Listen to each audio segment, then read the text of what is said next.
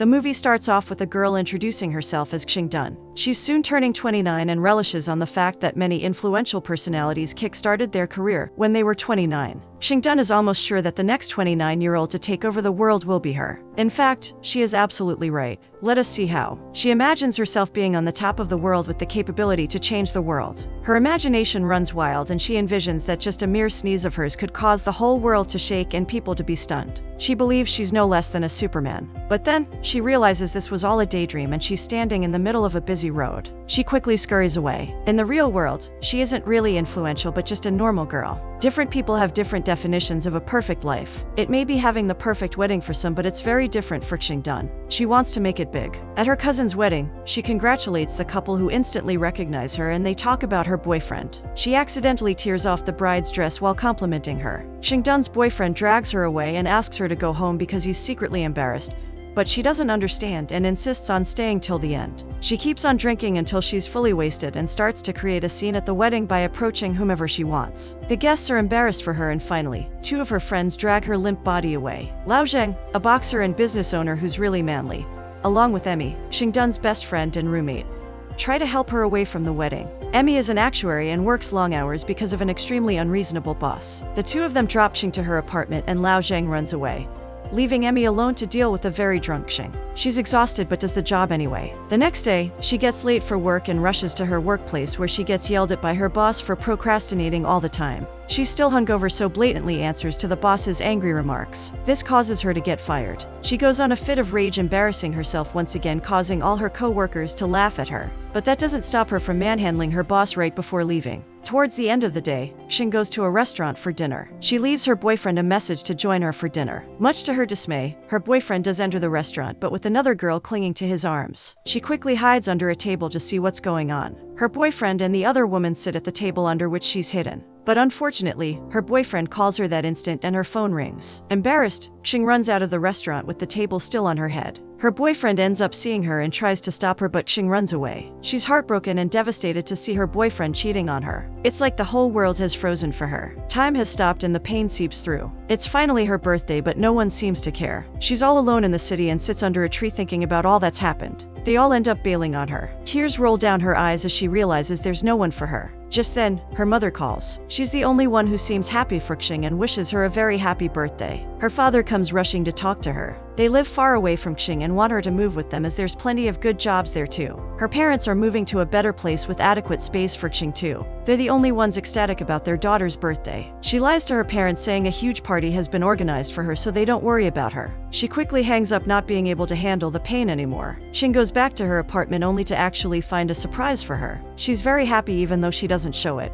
They arrange different party games for her, including slandering her boyfriend's face with a game of darts. Qing asks how they found out, to which Lao Zheng replies that her ex had already posted his new girlfriend everywhere. They all agree on their respective boyfriends being absolute jerks and begin the celebration. They all hand her gifts and Qing receives it gratefully. Emmy consoles her, saying since Qing has suffered so much negativity already, good times will definitely roll soon. They all bid their bad times goodbye and invite positivity their way. They have a small party and have lots of fun celebrating. Her friends try to help her move on from the breakup and she reminisces all the times she transformed herself to get liked. She offers to show off her new dress to her friends but faints. Her friends panic when she doesn't respond and rush her to the hospital. At the hospital, she has a vivid dream of her as a hero fighting zombies. Does this have some kind of meaning? She doesn't know for now. She finally wakes up and instantly gets attracted to the doctor checking up on her. The doctor tells her that she actually hit him in her sleep and she apologizes. The doctor is devilishly handsome and Qing instantly falls for him. The doctor introduces himself as Dr. Liang and he asks her to rest before other tests are done.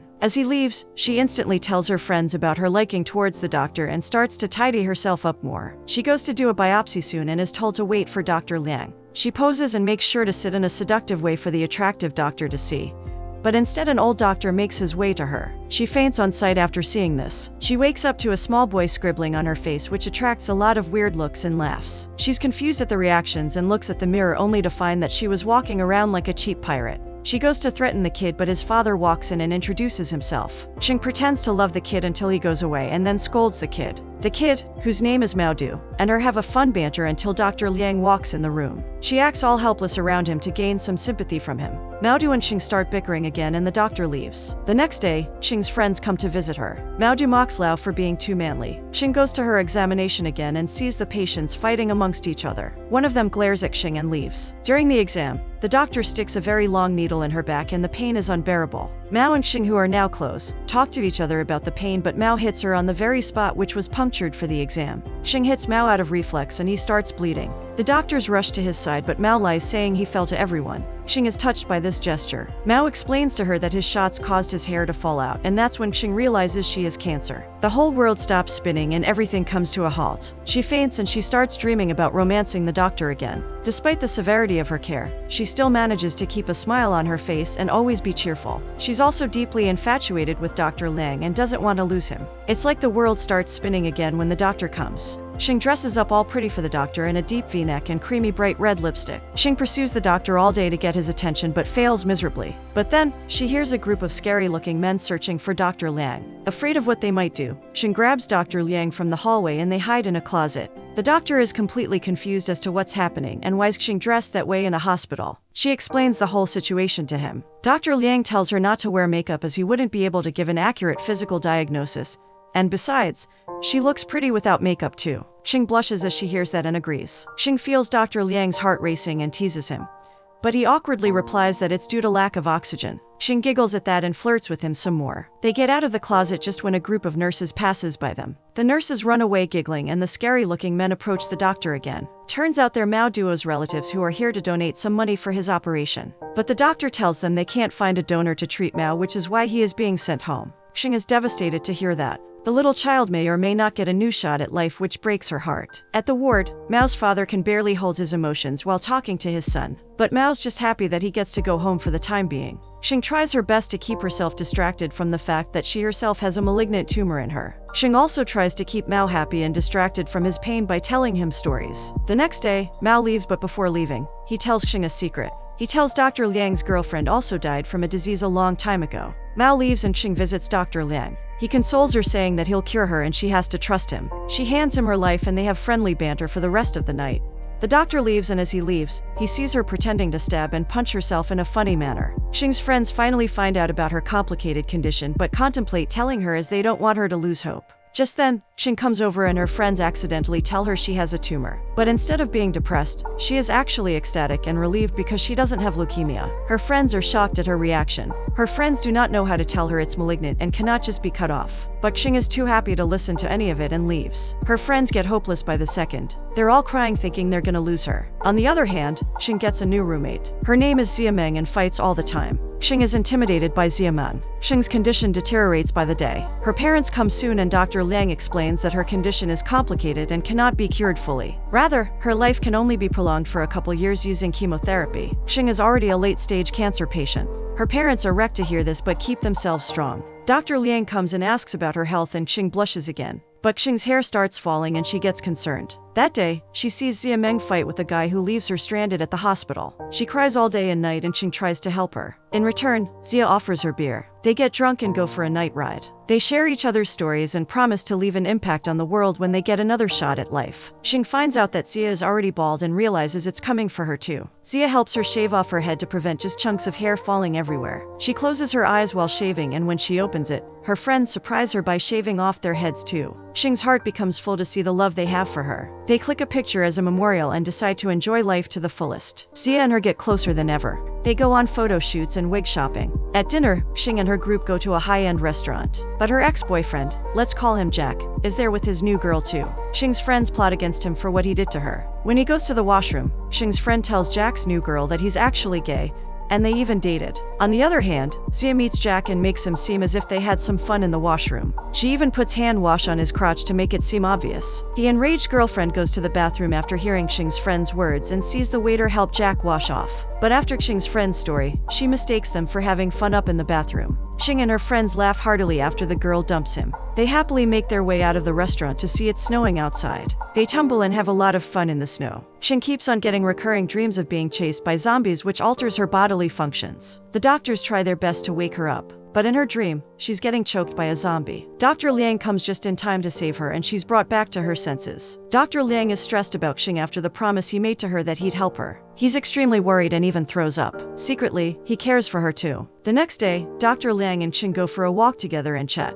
Qing expresses her love for animals. Dr. Liang leaves for a meeting. Dr. Liang slowly starts falling for Qing and takes her advice to heart. But Qing slowly starts to lose hope and thinks of herself as nothing but a burden. One day, Qing overhears Dr. Liang says that she's only a patient to him and nothing more, which shatters her heart as she really had some hope. Dr. Liang applauds Qing's upbeat performance in front of his students but doesn't realize that she's losing that energy progressively. Soon, she gets discharged with some medication. Dr. Liang tells her to take care but Qing doesn't even look at him. He leaves soon after. She hugs and bids goodbye to Xiamen. Even when leaving, Qing avoids all sorts of contact with Dr. Liang, which confuses him. They soon go to Emmy's office as she's busy due to workload. Fearless, Qing yells at Emmy's boss. But Emmy doesn't falter and thinks she's about to lose her job. She yells and says really nasty things to Qing, which causes her to run away. Emmy leaves for Japan the next morning without even talking to Qing. She's disheartened because of this and calls her mom because she finally wants to move home. She comes home and reminisces all her childhood memories and gets better eventually. Xiamen gets better too and Qing comes to visit her friends. She lives in her apartment once again. Qing tries to reach out with her animations to Emmy as she misses her. Emmy also misses her dearly. They reconcile over text and Qing is elated. But one day, Qing's condition worsens suddenly. She's immediately rushed to the hospital. She meets Dr. Liang again and he says if she wanted to see him that badly, she could have just called, to which Qing chuckles. They become friends again for she's staying at the hospital for a long time. Dr. Liang finds Qing's sketchbook and sees tons of pictures of himself. She tells him that she wants to die happy and will keep cracking jokes. She hands him a bag of yarn for his future girlfriend to make him a sweater. Dr. Liang smiles in pain and accepts the gift. He compliments her, saying she's an angel sent from heavens as she starts to doubt herself. People making fun of you all the time takes a toll on you eventually. That's what happened to Qing, but Dr. Liang tells her that she's nothing short of a miracle, which makes her feel better. Tears fall from both their eyes as the inevitable is near. She confesses that she likes him and they share laughs as the night passes. Lao wins another boxing championship, which makes Qing live her life too. She starts to do everything that she's ever wanted. She fulfills all her dreams one by one. Once at the top of a mountain peak, she screams, "Go away, Mr. Tumor." That's what gave her the strength to tell us her story. In her last days, she cuddles with her mother at night and talks about her childhood. She tells her all her credentials. She starts to take care of all her things before leaving for good. She hugs her mother tightly and cries in her arms for the whole night. Dr. Liang looks at the lotion he gave her and sheds some tears of his own.